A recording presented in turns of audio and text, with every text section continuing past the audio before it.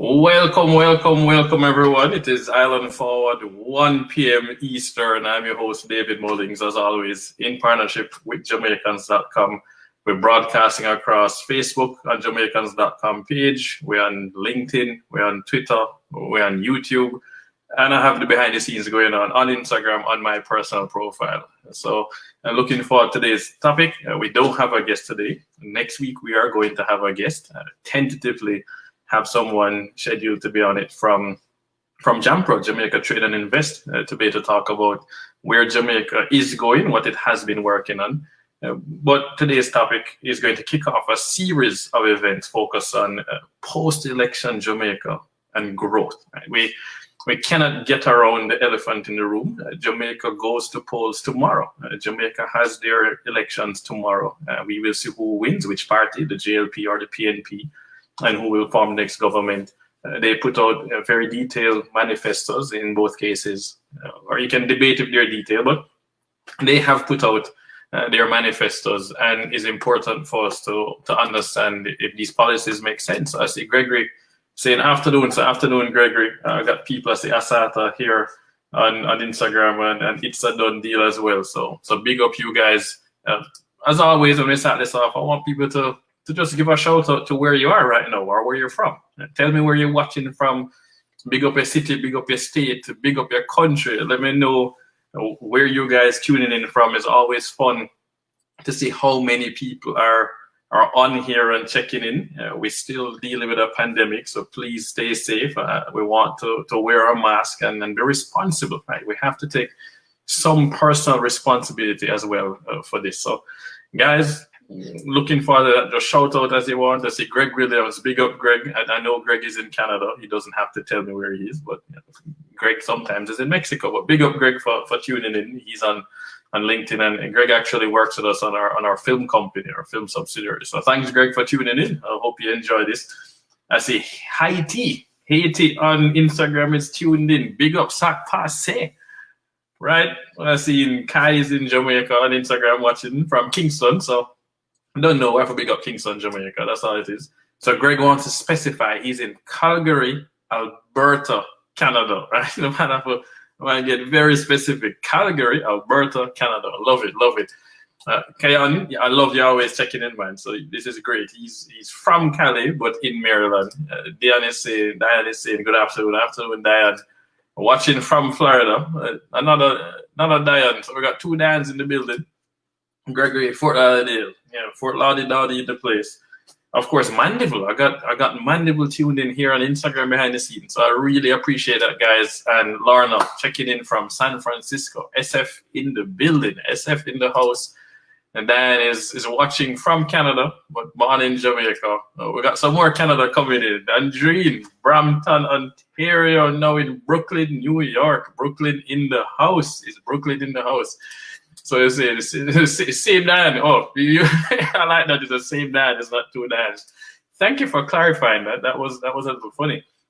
So guys, we're going to get into this. This is not going to be a one episode. This is going to probably be 6 episodes, right? We need to be talking about growing in Jamaica and the Jamaican economy, the wider Caribbean as well, and what applies to Jamaica applies to a lot of these countries. But it's coming down to policies. You can see over my shoulder here is Vision 2030 Jamaica, which none of the manifestos mention that. So I feel like that's dead. We have Perlet from Canada. Big up Perlet, real Jamaican name that. Love it. And then Vancouver. Alta Breeze in Vancouver, British Columbia. I have yet to visit Vancouver. Wow, I got Edinburgh, Scotland, Chris Joe on Instagram. We got people all over. Wow, I love this. I want your Dan saying, no, it's two Dans. It's like we're having a little fight. It's two Dan in the building. It's not the same. I like this. It's two different Dans now. So now we know it's two Dans. We got 2 of them. And we got more watching from Canada. Thank you guys for tuning in. Today, I am going to show you something that every time I've brought it up to Jamaicans, they're shocked. And I'm going to apologize from right now because some of you are going to be embarrassed about these facts that we're going to be talking. So big up Toronto, T-Dot in the building. Beverly from Florida, of course. Florida in the building. Dan is saying, okay, lol, yes, it's two Dans in the place. 2 Dans in this Any more Dianes want to admit that we got some more Dianes? Cool. I have an anti-Diane as well, so nothing against the name Diane. More Florida in the building. That's where I am right now. So big up to the Florida peeps. We're going to get started because the election tomorrow is going to happen. And once we have a new government form, we still have to focus on the policies. Right? We want to have inclusive growth. You don't want just growth at the top. And there's no such thing as trickle-down economics. That's what George Bush Sr. called the voodoo economics in the 1980s. And that's what it is. It doesn't trickle down. You need bottom-up growth. So New York is in the building. Big up the Renee King. Renee, I love having you here. And Renee is watching on Twitter. She's a founder of Fun Black Founders, which I am the chairman of her board. And we have some cool announcements coming soon. So big up Renee. Steve Gordon, Port St. Lucie, Florida, via Treasure Beach, Jamaica. Probably the best place you could choose to do remote working right now. So I have to give that shout out to Treasure Beach. I have had some friends go there and spend some time over the last few weeks, and they send me pictures, and I'll be honest, it's not fair. It is really not fair to send me those pictures. But I soon get down there and do some work from home, remote work. Oh, she's England, finally. I was waiting. Where are my UK people? I know it's evening. I know dinner about to kick off, but you can watch me while you're eating your dinner, your supper, as you're probably going to call it. So thank you, Cynthia, for tuning in from England. Big up. So here's what we're going to do. There is a website I'm going to show you guys, and it's actually done by the Growth Lab at Harvard University. I spend a lot of time looking at this to understand where are growth opportunities for Jamaica and comparing it to other countries. So I'm going to start putting this up now, and we're going to get in some serious discussion, guys. I don't want to bore you with economics, but we're going to have to talk about what the Jamaican economy looks like and compare it to some other countries. That's really how it's going to work. So that's life. You need to benchmark. T-Dot in the house, of course. T-Dot is always in the house. I appreciate you guys. So I did an MBA, and everything I studied had to do with benchmarking, right? But I played sports. I played for Real Mona in Jamaica in the 2nd division, 3rd division, and under 20. And we benchmark ourselves against other teams. As a player, you benchmark yourself against other players. If you want to get better, you play tennis, there are rankings. You want to move up the rankings, you play against people who are better than you. So benchmarking is important. Companies, the best companies, benchmark themselves against somebody else, and they want to improve and get better. And this is what is important for countries as well. So this is a website here, atlas.cid.harvard.edu. Feel free to check it out for yourself. Where it's an atlas of economic complexity, right? And so it uses data visualization to help people understand how complex an economy is, what makes up this country and your economy, and you can compare a number of countries. So I'm going to be comparing 3 countries today. And one of them is one that a lot of people hate when we bring it up because they feel like Jamaicans beat ourselves over our head with Singapore. But we're going to use Singapore as one, and we'll talk about why. So we're going to go into Jamaica. We have Singapore, and of course, you should be looking at Costa Rica as well. These are 3 countries that I feel are valuable for us to be paying attention to. So let us now dive in, guys. You want to be scared? Well, this is the high level, right? Jamaica is an upper middle income country. It's not a poor country. It is a upper middle income country. So GDP per capita, $5,354 per person. That's what we're really looking at, right? It's not talking about purchasing power parity. PPP is purchasing power parity is equivalent to $9,975, right? When you live in an emerging market, a poorer country, some stuff is cheaper, so your US dollars stretches further. So even though the GDP is $5,354 per capita, it actually can go further. So I get in so Jamaica ranks as the 92nd most complex country, right? And that's just based on their rankings. This is their economic complexity index. So let's now dive into some other countries. You look at Singapore, which is also a very tiny island with actually no hinterland, has a very large natural port, is next door to a massive market and speaks multiple languages and has people of multiple ethnicities. But Singapore is more disciplined, and their governments, successive governments, made very different choices with investing in education, investing in technology, investing in security. And we see what has happened. 64,581 US dollars, starting from below Jamaica, right? 1962, both of them. So $64,000 GDP per capita, but their purchasing power parity is $98,827. Fair enough. Well, some people want to use the fact that Singapore has more Chinese people there as an excuse, right? There's cultural differences, and there are cultural differences. But then we look at Costa Rica, which is also an upper middle income country, is based in the Caribbean, right? Central America, very mountainous actually, not as much flatland as Jamaica. Their GDP per capita is $12,027, 19,000 for purchasing power parity. So how are these economies split up? That's what matters, right? We can only grow based on what we know. And when you know, start exploring, you can go to economic infrastructure. That's the nice thing about this atlas of economic complexity. You can look at the economic structure, how things are doing right now. And then you can even go to growth opportunities. This actually tries to help people estimate where are the new growth opportunities within an economy. And this is for a massive list of countries, as you can see. So we're going to dive in. Let's look at the economic structure of Jamaica. This is going to be very jarring. We're going to pull up these others. So this is not the way that we get it presented to us, right? The top 3 export destinations, countries-wise, is the US, 29.45%, according to 2018 data, right? This is 2018, not 19, not 20. Norway, and then Germany. So that's a bit surprising. We're using their data here. But look at this. We should know this one. Travel and tourism, they have it at 68.24% for gross trade flow, right? We're not looking at net. We can switch it to net, and you could see what happens, but it goes up, right? So we're sticking with gross trade flow, travel and tourism, according to this data from Harvard, from the Atlas. 68.24%. Aluminum oxide and aluminum ore, which all we know is bauxite, right? We dig up red dirt out of the ground and we export it pretty much. Combined is roughly 15%, right? ICT technology is only 3.12%, transport 4.94%. So this is an interesting mix. But then we switch over to Costa Rica. We're going to pull up their mix. And it's going to, yes, the Harvard platform, Chris Joe, is actually open source. Anybody can go to the website. We got some more people watching from England. Big up England. Now look at how much more complex Costa Rica is. Costa Rica is not that much more special than Jamaica, right?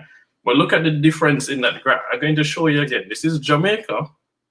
That's our economy, according to these stats from 2018. And then this is Costa Rica's economy. Tourism and travel is 17.56%. Banana, 6%, right? You know, avocados, pineapples, mangoes. Medical instruments, 11.59%. Right? Looking at orthopedics and appliances, their ICT is lower than Jamaica, though. Make note of that. And Costa Rica is famous for Intel, setting up a plant there, and then having other suppliers come around. So Kai is on Instagram saying, wow, what a big difference. When you see the pictures, it's a huge difference. But it is a far more complex economy, and in terms of the way things are. So we talk about Costa Rica and ecotourism and how Jamaica could learn from that. But look at how small a component of their economy tourism actually is. And that is part of the reason that Jamaica has been so hard hit by COVID-19. Tourism is one of the things that's been the hardest hit, obviously. So you skip over though, and obviously now we go to Singapore. Well, when you click Singapore's economic structure, what you're going to see? Well, again, export basket in 2018. Obviously, their largest are Hong Kong, China, Malaysia. That's the nearest markets. Transport is 10.45%. Right? It's a port. You would think transport would be a big thing. It's a major transshipment port, just like Jamaica. Insurance and finance is 6.55%. Jamaica has been trying for years to launch an offshore financial center. We haven't really done that. We haven't gotten very far. However, Jamaica is still the place for the majority of English-speaking Caribbean countries, companies to go public, to list. It's the most liquid stock exchange. It's the most dynamic, and it is the deepest stock exchange in the English-speaking Caribbean. So that is slowly happening by default without a direct push by the government to create an offshore financial center. The policies that have been implemented successively under the PNP and the JLP, thanks to an IMF deal, and EPOC, the Economic Program Oversight Committee, has helped to create that environment that's causing more of that to happen.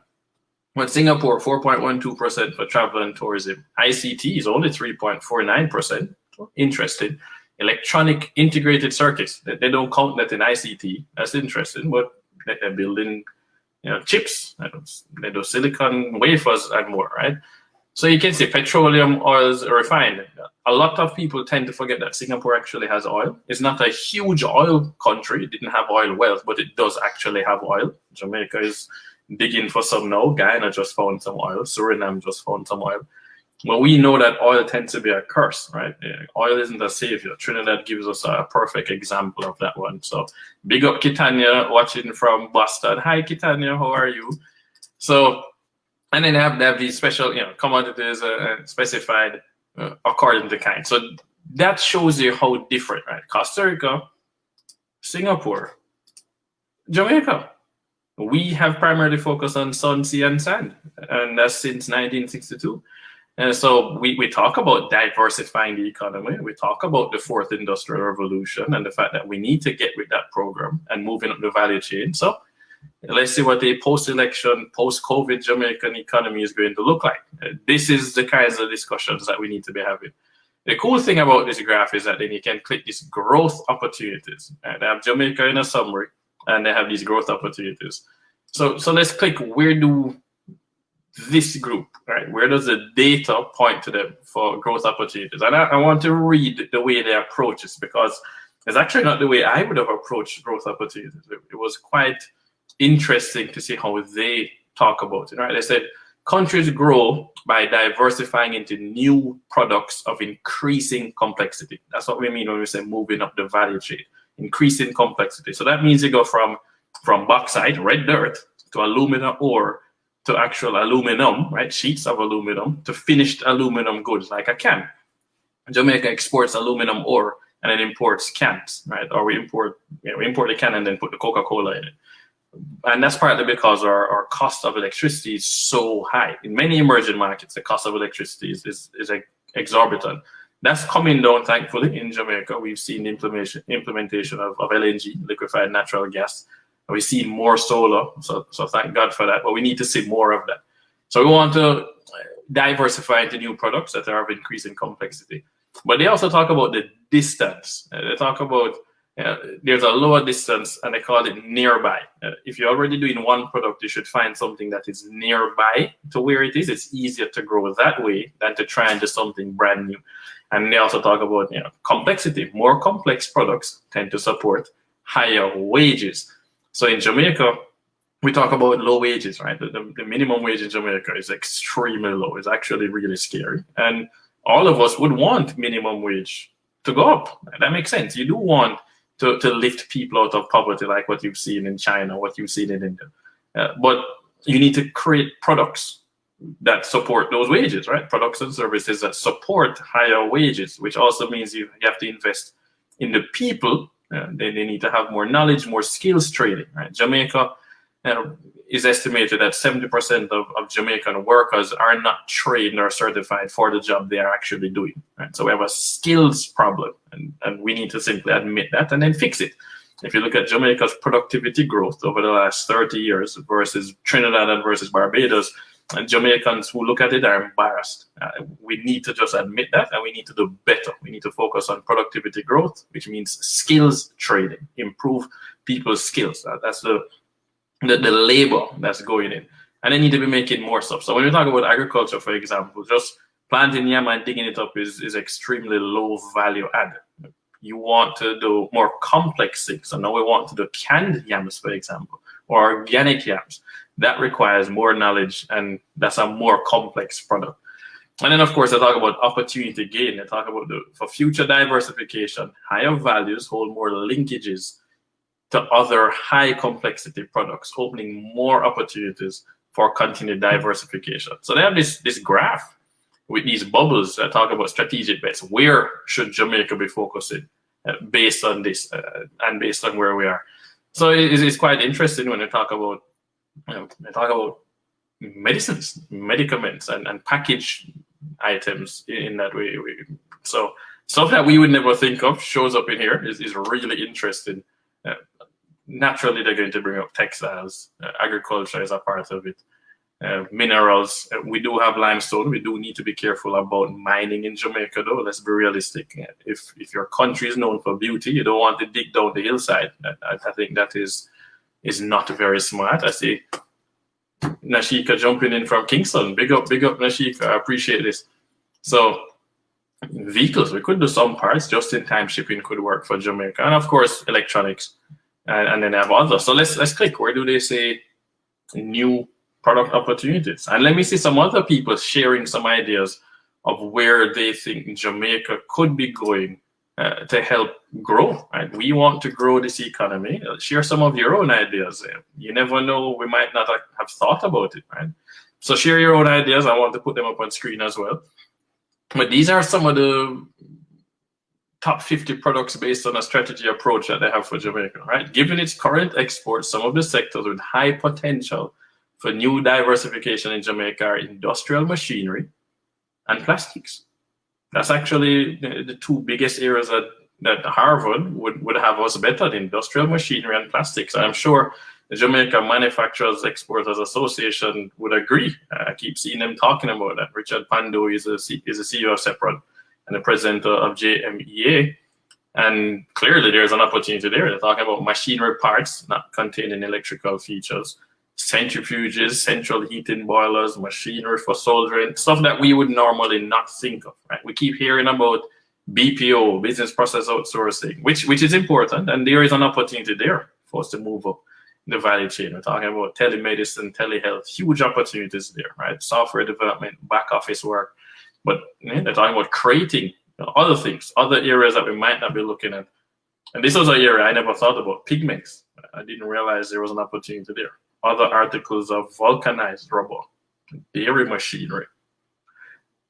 This is fascinating to see where it is. So when you see how somebody else looks at your country and why they think we could get to those nearby distances, saying these are really close and somewhat, prefabricated buildings. This is something they say we should be looking at. That's interesting. And it's a pretty $8.39 billion global market. Corrugated paper and paperboard and packing boxes. Let's be honest, that's a growing market. The more that we buy things online, the more e-commerce grows, the more boxes we need. And we actually need to recycle them as well, but that's a growing opportunity. Here they say aluminum containers, less than 300 liters, right? So that's the Coca-Cola can I was talking about that we import after exporting the raw material. Toilet paper, milk, hair products, paints, cleaning products. I mean, these are things that we are not talking about. These are things that we're just not really paying attention to. I kind of smile here because I see chocolates listed on here as extremely nearby distance, 4.5 out of 5. Don't Jamaica used to be famous for Highgate chocolate? I mean, it's literally called Highgate St. Mary. What happened to that, right? Ice cream, creamy, Devon House, doing pretty well.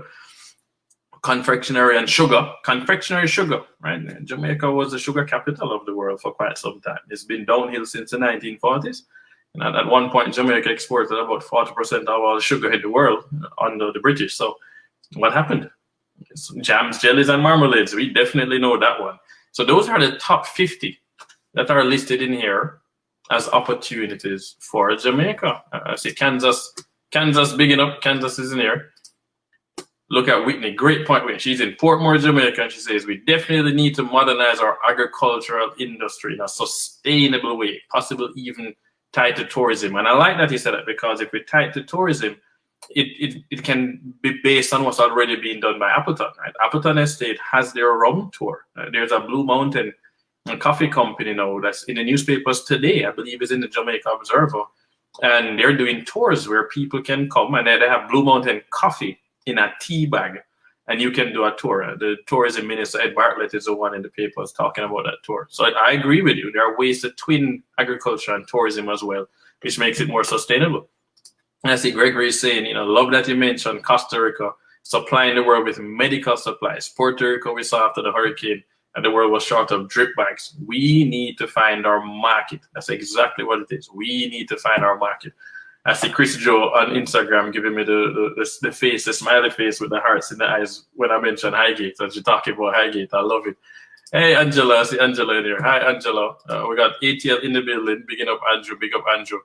Here's what Gregory says: machinery and prospering is hard with our electrical shortfalls, right? And that's why a lot of the companies are building their own cogeneration plants. But LNG has come into Jamaica and is reducing our electrical shortfall. So we improving that and we're getting better. And we have 2 massive solar farms. We have Wigton Wind Farm with more to come as well. And there are 2 wind farms in Jamaica, 1 public, 1 private. So we're dealing with the electrical problem, but that is a core problem. We have to admit that. Of course, Whitney's pointing out many of the cocoa farms got dissolved. Yeah, well, we're going to need to work on those things, like cocoa, coconut, banana. We export less of all of those things today than we exported 20 years ago, 50 years ago. Ginger is another one, right? Jamaican ginger is famous and well known in places like China. We need to get back to where that is. I know you will get me started on Sea Island cotton and how we're messing up with that opportunity. So let us look at what I said. Jamaica, in summary, this is what the Atlas of Economic Complexity says. With our economic structure, Jamaica's complexity has worsened 18 positions in the past decade. Right? This is not my words. I'm not making these up. I'm just reading what's on the screen. You guys seen it. Jamaica's complexity has worsened 18 positions in the past decade. So over the last 10 years, we are not as complex. And I need to be clear that it's not saying, that we have actually reduced the complexity. It could be that we were just stagnant and 18 countries passed us, right? You have to be careful about those 2 things. My friend Dwayne McIntosh on Instagram is saying energy costs are very high and it limits production and pricing. And that's true. Yeah. Energy costs and security costs are 2 major inputs for businesses. And if those 2 are very high, then it causes a very high floor, a minimum price that you can charge for the product. And then you add in productivity, low productivity in Jamaica. So we have 3 problems. We have low labor productivity, high security costs, and high electricity costs. And that's why it's hard for manufacturing to compete in so many places. I see Jason on YouTube saying with our shortfalls in electricity, improving our core industry should be improving as well, especially agriculture and manufacturing. So everybody bringing up electricity. You can't talk about Jamaica and don't bring up electricity. But they've also said that 14 new products were added to Jamaica's economic structure in the last 15 years. Let's go again. 14 new products were added to Jamaica's economic structure in the last 15 years. So that's good. We are still adding new things though, right? We need to do it faster, but we are adding things. Hopefully we're adding things that are higher value, more complex, but give credit where credit is due. And then they're talking about future dynamics. Jamaica is expected to grow 0.8% per year over the next 10 years. At least that's better than negative, but 0.8% is not going to be pulling anybody out of poverty. We need to see those numbers at 5%, 7%, 10%, right? And then what is the path to diversification? Where they think that strategic bets approach with few nearby opportunities, growth can be pursued by making longer jumps into strategic areas with future diversification potential. But let's go over to Costa Rica and look at their export complexity, right? I mean, this is so much more complex than Jamaica. And we want to then make sure, I want to see their summary. I want to see the growth opportunities for Costa Rica, because we could learn from some of those, to be honest. But of course, it's based on what you are already doing. So of course, Angela says solar. Solar is a huge opportunity. It's sun, sea, and sand in the Caribbean. Why is the Caribbean not the core of research and development for the development of solar panels? Why does Germany have more solar panels installed than Jamaica in terms of a per capita or on buildings, right? It actually has more than America. So let's admit that Germany, which is very cloudy and not tropical, has more solar installed than Florida. And I live in Florida. We are joking out the stick. So don't think I'm picking on Jamaica. We're behind, right? Florida is way behind. The US is way behind on a decarbonized economy, which is the future. And you do want to be on the right side of history. So solar is a huge opportunity there. And somebody has to install those solar panels and then maintain those solar panels. Right? That's real work. That's good work. So here's Costa Rica for you. I want to get to their summary, right? It says that given its exports, some of the sectors with high potential for new diversification in Costa Rica are industrial machinery, just like Jamaica, and electrical machinery and equipment. Right? And then they're going to give us Costa Rica in summary. So Costa Rica, in the same 10 years as Jamaica, in the past decade, Costa Rica's complexity has improved 10 positions, right? Remember, we go back to Jamaica, it's down 18, Costa Rica is up 10. Jamaica added 14 new products over the last 15 years. Costa Rica added 20 new products over the last 15 years. And then Costa Rica, Future Dynamics is expected to grow 3.5% per year over the next 10 years. Right, go back to Jamaica, 0.8% versus 3.5%. Just remember that, keep that in mind. So when we're talking about Jamaica, we need to think about some of our neighbors, some of the countries closest to us. And we can learn from them, right? Nobody can use Costa Rica and then beat us over the head and say, oh, I compare it to Singapore. Like, if you want one, pick Costa Rica then. But you know what's the biggest difference? This is the World Bank has done a study previously, and they said that if Jamaica could just bring its crime rate down to the level of Costa Rica's crime rate, just bring it down to Costa Rica's level, it would generate at least 3.5% GDP growth per year. Right? Just the cost of crime in Jamaica is pretty much 3.5% per year growth, which is all of what Costa Rica is going to grow per year for the next 10 years as an estimate. Of course, these estimates were pre-COVID, so this is based on 2018 numbers. But that shows you how important a safe and secure environment is for businesses to invest, for people to go to work, for people to stay rather than leave. Right? That brain drain is a problem, partly because of security, partly because of lack of access to opportunity. So 3.5%. Obviously, some people are not going to want me to go to Singapore, but I'm going to go to Singapore because, again, no hinterland, we have hinterland. They have to import water and fruits. And Jamaica does not have to import water and fruits. But again, that could be considered a resource curse. So we want to get to Singapore's summary. Where are their opportunities? So interesting, in the last 10 years, Singapore's complexity has worsened one position in the last 10 years, just one. Interesting. And they've added 20 new products in the last 15 years. So Costa Rica added 20, Jamaica added 14, and Singapore added 20. So we in good company, right? We in good company there. Singapore is expected to grow 3% per year over the next 10 years. And remember that Singapore is already at a significantly higher GDP growth rate. So when you can grow 3% and your GDP per capita is already 68,000, this is serious growth. When you have 5,500 like Jamaica and you're only growing at 0.8%, it's going to take forever to just double our GDP per capita and pull people out of poverty. So here's what they said for Singapore, right? Technological frontier approach. Having exploited virtually all major existing products, growth can be pursued by promoting innovation and creating wholly new products. This is unpredictable, right? This is an unpredictable, risk-laden process that may call for slower growth. But they already exploited all the things that most of the countries in the Caribbean did not exploit over the same time. So I've seen Hassan on Instagram is saying there are many Jamaicans in Costa Rica as well, second and third generation, yes, and Panama as well. A lot of Jamaicans went and helped to build that Panama Canal, so lots of Jamaicans over there. I want to see some more comments coming in from you guys. What else do you think Jamaica could be doing to help increase growth? I can pull out the Vision 2030 book and start reading out some more. We got someone saying already about modernizing agriculture. We talked about the problem with electricity. We actually talked about tying agriculture with tourism. But guys, share some more things with me if you want. I can. Since we, some people are going to complain about Singapore and Costa Rica, let's go to some other countries. You want me to pull up Ghana, Rwanda? Give me a country to pull up, and I'll pull up a country as well. Otherwise, I'm going to pick a country and show you. Or maybe I'll pick a country while you guys are are doing that, but that is the approach that we need to take. So on Instagram, I can't even pronounce her name, but she says software development, and I agree. All right, we talk about exporting things. Look at Angela say the internet, right? So software development. We talk about we wanting to increase Jamaica's exports, which makes sense.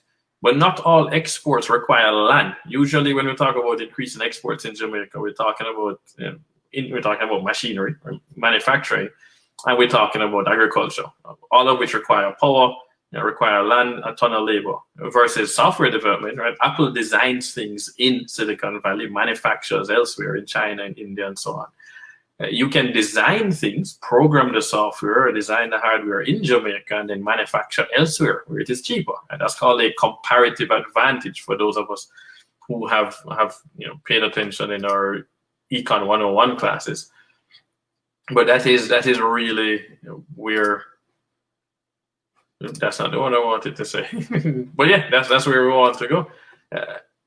Let me see some more comments. Did I see a comment in Colombia? You want me to pull up Colombia? Oh, I like this, Steve. So Hassan is saying, Kai is saying our education system needs a revamp. Yeah, well, the education system in most countries needs a revamp. Jamaica is one, but the United States education system is grossly underwhelming from K through 12. So, right, universities where they dominate, but the US ranks probably like 29 out of 30 when it comes to math and English and sciences is horrible. So education reform needs to happen across the board because these systems were designed for the 20th century and producing people that then went and stood on a factory line.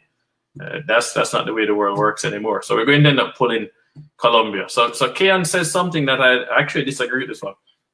Kian says that we have to find a way to cut our import bill. That's like telling somebody that you're earning some money and you need to find a way to reduce your expenses. I don't think that's appropriate. What you need to tell them is that they need to find a way to earn more money. You need to find a way to increase your revenue, your income. I don't tell you that while you're making a little bit of money, cut your expenses. No, again, you're making a little bit of money. What you need to do is increase your income to cover the expenses you want, right? So if I'm a person who likes Frosted Flakes and I don't make enough money to buy Frosted Flakes, well, then I could just earn more money and buy the Frosted Flakes. I don't have to learn to make Frosted Flakes for myself. It's the same thing with countries, right? Singapore didn't figure out initially how to grow their own fruits. They're growing stuff now. They're growing agriculture via vertical farming, but indoor farming. But initially, they didn't start by saying, we need to be able to feed ourselves our own fruits. And so we're going to figure out a way to do it. They said we need to be able to buy the fruits, so we're going to make money somewhere else and then have the money to buy what we want. So what Jamaica needs to do is improve its export earnings. If you improve your export earnings, your import bill automatically shrinks as a percentage of the capital that you're bringing in.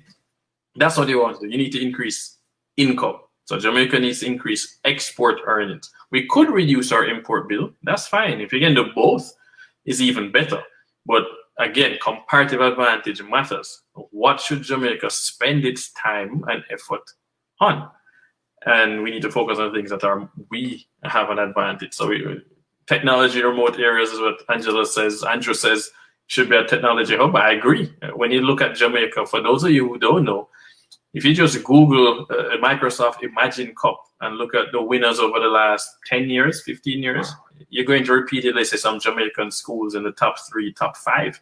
And this is Northern Caribbean University in Mandeville. This is UTech in Kingston, right, in Papine and UWI. These schools are doing great in these robotics competitions, these technology competitions. But we have no technology hub in Jamaica. Where's our technology city? So, we're looking at this one. I agree. I was thinking more along the lines of stuff that we produce, but importing those stuff. Yeah, but maybe we shouldn't even be producing that stuff. Maybe it's a waste of our time and effort to produce that stuff. So, of course, can I say, man, technology hub for real. So I get in some comments on Singapore. Hassani saying the logistics opportunity is something we can harness from Singapore. 100% agree. Singapore dealing with it, right? And then Gabby on Instagram is saying, I'm about to start a farming business. Do you think you will be successful re-exporting ground provisions, being that COVID cases are climbing? So Gabby, I mean, interesting question to have. But So my thing is that I don't see the point in doing just basic ground provisions, right? Unless you're doing organic ground provisions, which then gives you an extra edge. That's the most basic stuff, right? You want to do value-added food. So you want to move up the value chain. That means you need to process it. So whether you're doing yams and you're doing candied yams or candy yams or callaloo, you need to be processing the food. Just exporting raw food, in my opinion, is not a huge growth opportunity. You don't have a wide moat. You have easy competition from anybody else, unless you're going to spend money to develop your own particular brand that then separates you from everybody else. So that's what I would say, is that if you're going to get into farming, you should be looking at the agro-processing side of it, right? You want to move up the value chain. So we see product development is being listed here. So yes, I agree. I like this one.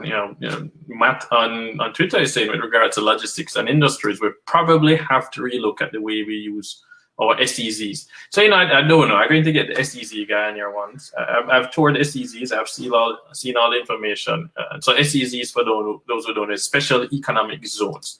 Those really were invented in Singapore, and then Singapore actually helped China. Deng Xiaoping wanted to grow, and after Mao was out, and Deng Xiaoping actually went to Singapore, saw what they were doing, and then asked Singapore to help them launch their first SEZ. I wrote a column on this years ago, about 10 years ago, in the Jamaica Observer, and it's called the Chongqing model, Chongqing, Chongqing model.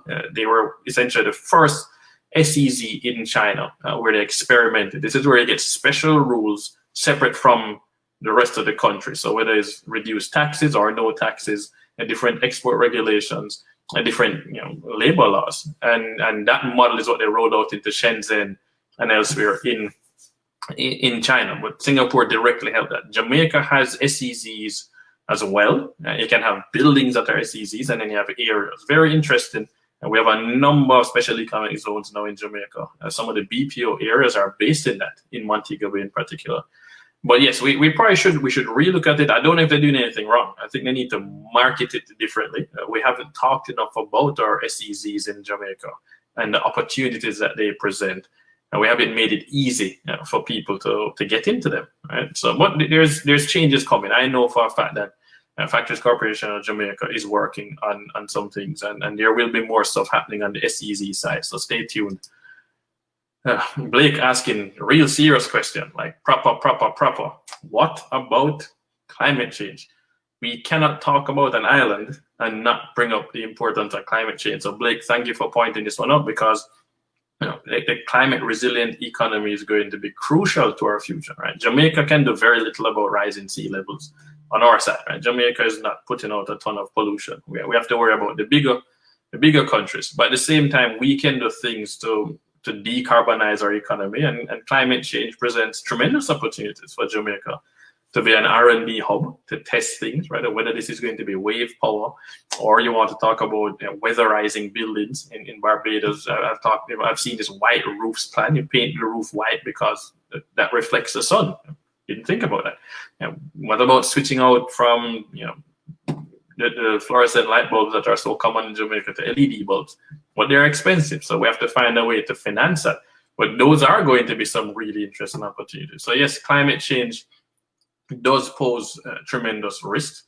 Jamaica, think about it from an agriculture standpoint, though. Jamaica is not at the equator; it's a little further up from the equator. So, if the warm area of the earth expands, Jamaica gets even warmer. But our foods that we can grow right now, I don't think we face some of the same issues that you'd face in Brazil or even Argentina. You never know. So, but climate change is crucial. Anything we're designing through to 2050 or the next 100 years, every government policy has to factor in climate change. 100% agree. I've seen some comments here on Instagram. They're saying agro-processing is key, and also medicinal cannabis. Well, I'm going to say, why stop at medicinal cannabis? It should be cannabis, period, right? Both hemp, which is not going to get you high, and then weed, marijuana, that gets you high, right? Psychoactive with THC. It shouldn't just be medicinal cannabis, right? Cannabis is legal in many states in the United States. Look at Canada and the way it works. You go to, the Dutch certainly don't have a problem with that, Amsterdam and so on. So why isn't Jamaica doing even more to encourage cannabis, right? We've seen a number of Canadian companies leave Jamaica, partly because we're kind of joking it out, right? But Jamaica is known for this, and there are some Jamaicans who just don't want to accept that brand Jamaica is affiliated with marijuana. You would think reggae music, Bob Marley, all these things set the stage for us, and we could easily parlay that into something. So, but we can do the extracts from it. Big up to Dr. Henry Lowe, who continues to work on that with his nutraceutical company. Yeah, he had a hard time actually raising money for quite some time. So hopefully that will change. But I agree, cannabis is a massive opportunity for Jamaica. And let's admit, we already know how to grow it. There are a whole bunch of Jamaicans who are already skilled at farming cannabis. But you know what? They aren't the ones benefiting from the licenses. They aren't the ones benefiting from the industry now. And it's similar to the United States. The people who actually have the most skills at growing and distributing cannabis aren't the ones that are benefiting the most financially. So we need to make sure policy is inclusive of those people. At least in Jamaica, though, we have to admit that Jamaicans have to own 51% of the cannabis company. So that is a rule in Jamaica. Just like how in China, they're required to partner with somebody to do certain businesses. India is the same thing. And Jamaica did that with cannabis. So more power to them for that one. At least ownership, for the most part, control is retained by Jamaicans. So I see Kai saying that Shenzhen's growth is impressive. There's so many places in China whose growth has been impressive, and they simply went to Singapore and asked Singapore to help them execute that SEZ model, the special economic zones.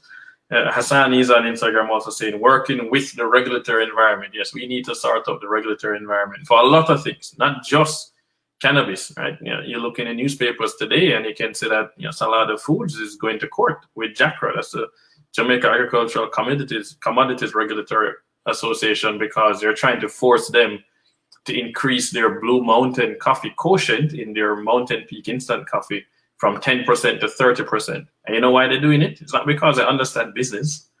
It's not because they think it's going to taste better. It's because that there's been a global fallout for coffee.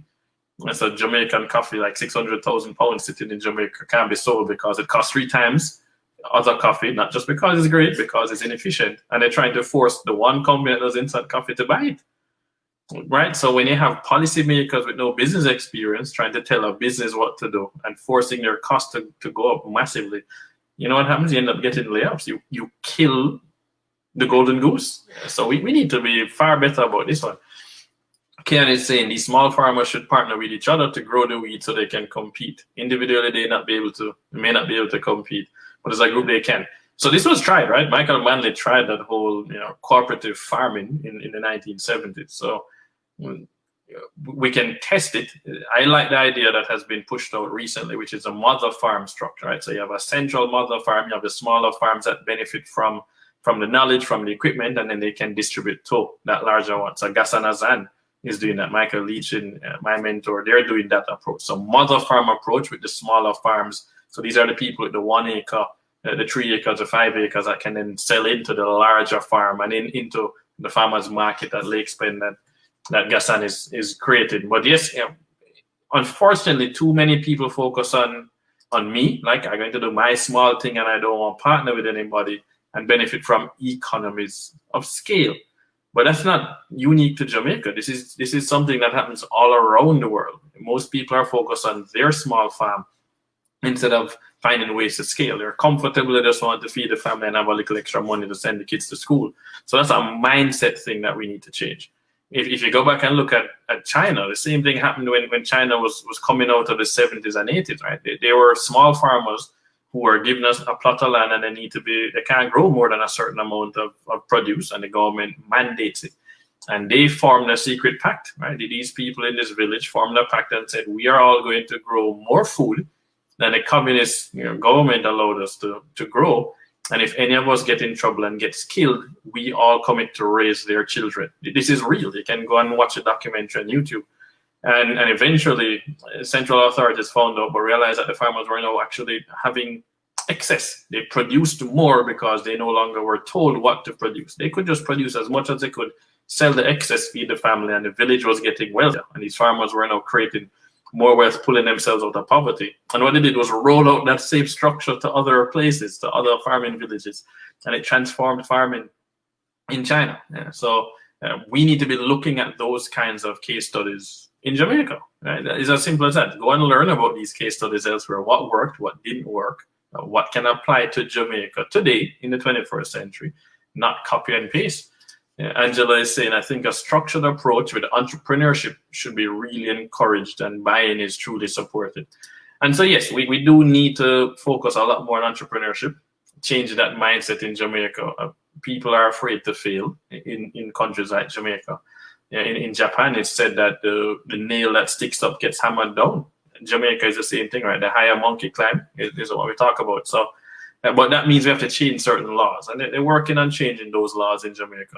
Those are the bankruptcy laws. Right? The United States is more entrepreneurial because the bankruptcy laws allow them to be more entrepreneurial. And Jamaica is not the same. And after what happened in the 1990s with the financial crisis, which then led to FinTech having to bail out companies, it wiped out an entire generation of Black entrepreneurs in Jamaica. And it scared all their children as well. Right? No, don't go start a business because here's what happened to daddy's business in the 1990s. Right? So we have to admit that there's a trauma that exists, and there's a generation, my parents' generation, that will tell their kids, don't go into business for yourself. You need to go to school, study a book, and then graduate and get a good job and stay safe, play it safe. We need to get away from that. And so, as a next comment on Instagram, right? The travel industry in Jamaica needs a major revamp. I'm constantly deciding to go to Thailand over Jamaica because they have better value for money. Wow, that's interesting. So she's comparing Thailand and Jamaica for value for money. So that's an interesting one. So, one person had said I should pull up Colombia. So let us go and pull up Colombia, since, Jamaicans are like when I bring up Singapore. And if you think about Colombia, I bet up there's Colombia. I like that you bring up Colombia because at one point, Jamaica was considered the murder capital of the world. Colombia was second. That flipped. Jamaica became third. Colombia was essentially first. So Colombia has come from having an actual war, right? Like Colombia literally was at war. Jamaica's never had a war. Colombia was at war, and the drug capital of the world, right? We all watch, I watch Narcos on Netflix. This stuff is real, right? Escobar and these people. So what does Colombia's economic structure look like? I'm going to pull this up, and I'm going to make sure that we get Jamaica back. So let's add it to the stream now. You guys said Colombia. We got 8 more minutes left. So let's have a little fun. Let's go over to Colombia. So Colombia again is an upper middle income country. Of course, Colombia's it's 49.6 million people in Colombia. Right? I mean, there are 3 cities in Colombia that are larger than Jamaica population-wise. So you have to have context. But GDP per capita is only $6,667. So they're only $1,000 more than Jamaica. So Colombia is actually very close to us from a GDP per capita standpoint. But their GDP per capita growth has averaged 1.4% over the last 5 years, which is above regional averages, right? So the region is below 1.4% is average. So Jamaica simply just did the average, right? We did average. Colombia did above average. Not 5%, not big numbers, but still really interesting. So when we click economic structure though, what does the structure look like for Colombia? And those of you on the stream are going to be pretty surprised, right? Travel and tourism is only 12.54%.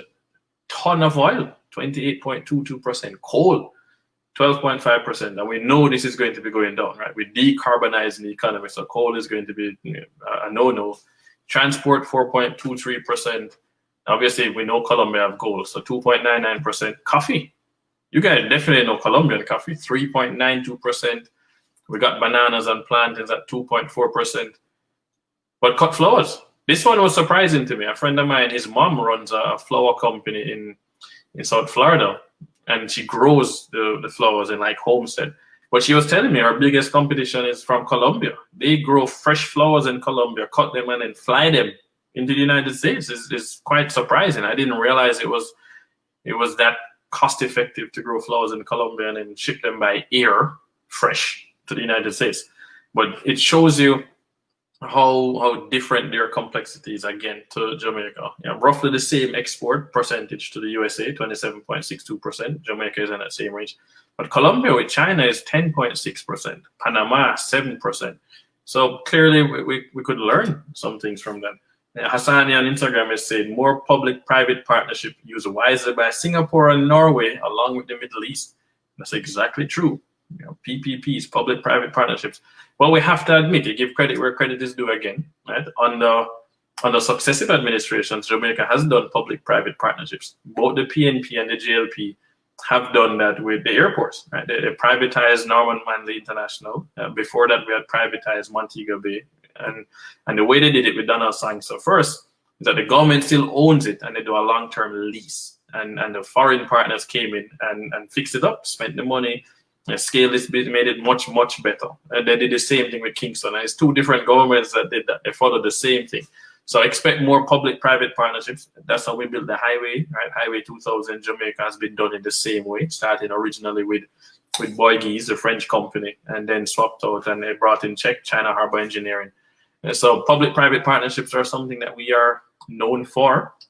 I know that we're going to have more divestments in Jamaica, and not just on the stock exchange, like what we've seen with Wigton. Wigton was a divestment, and the highway was a divestment as well. But we're also going to see divestments, whether it's Bath, maybe Dundee Falls. We have a number of attractions that the government owns. Somebody should really run it. Private should run it. The government should own it. Taxpayers should still own it. Don't sell it to them. Own it. But bring in private partners to now actually run these businesses efficiently. And that is something that was done differently with Singapore versus Jamaica. Right? Singapore created its own flag carrier, Singapore Airlines. And from day one, Lee Kuan Yew, LKY, told them, guys, you're going to need to run this like a business. And if it's not profitable, I will not hesitate to shut it down. And that was different. Like, we're not here to have a flag carrier just for patriotism. Jamaica launched Air Jamaica, and we definitely subsidized it over and over and over. And we lost tens of millions of US dollars of taxpayer money running an inefficient airline rather than trying to run it like a true business. And that's the main difference between Jamaica and Singapore is choosing to run things in a profitable way as a business. So public-private partnerships are going to be crucial. But here's where they're looking at. I want us to dive into, since we're looking at Colombia, let's look at the Colombia summary. Right? So Colombia summary, we have Jamaica summary here. Colombia economic structure, they've actually worsened 3 positions in the past decade as well. So again, Jamaica is down 18 positions. Colombia is 3. So they're still going up, right? Colombia has introduced 11 new products in the last 15 years. Jamaica, we win. We have introduced 14 new products, so we win on that one. But future dynamics, right? Colombia is expected to grow 3% per year for the next 10 years. 3% per year. Jamaica is at 0.8%. So Colombia is doing something that we are not doing. And they had a worse starting position, right? They had the drug cartels and they had a higher murder rate per capita than Jamaica. So, and a civil war with the FARC. So we really should be looking at Colombia. And then it says the strategic bets approach, which is going to be even more similar to Jamaica. With few nearby opportunities, growth can be pursued by making longer jumps into strategic areas with future diversification potential. So Colombia is probably our closest neighbor for us to be looking at. I appreciate that. I know that we're wrapping up now, guys. So any last comments you want to leave, feel free to send them and put them here. I'll put them up on the screen. Join me next week. As of now, we have booked a representative from JAMPRO, Jamaica Trade and Invest, who is going to tell us what they're actually working on. What does a post-election Jamaica look like? Where are we going over the next 5 to 10 years? What have they been doing? Because they've been working on some things and they just haven't publicized them as yet. So check back in next week, Wednesday, 1 p.m. Eastern Daylight Time. Here, same place, same time, everywhere. To hear it from the horse's mouth, directly from JAMPRO. Here is a path that Jamaica is going to be going on. So I'm excited for that, guys. I really appreciate your time. I don't take it for granted that you spend an hour listening to me talk, right? Especially when it's economics, and I know it can be really boring. Hopefully you learned something new, even if it's just one thing you learned today. Thank you for tuning in. Again, shout out to Jamaicans.com for facilitating this and giving me a platform to participate, share knowledge, and share information and gain knowledge from you guys as well. And remember, stay safe. Please stay healthy. Wear your mask if you need to be staying at home. Minimize going out. Please remember, we are still in a pandemic, right? COVID still a keep. Like, please relax. Those of you going up to Jamaica, going up to vote tomorrow in Jamaica, please stay safe. Praying for all of you. And let's see what happens. It needs to be a peaceful election. We've had many peaceful elections for the last few decades. Let's continue that. Jamaica has always had peaceful transition. So let's keep it going. Thank you, Dundee. I appreciate you as well. I don't take you guys for granted. So thank you, everyone. We're going to sign off. All the best. One love.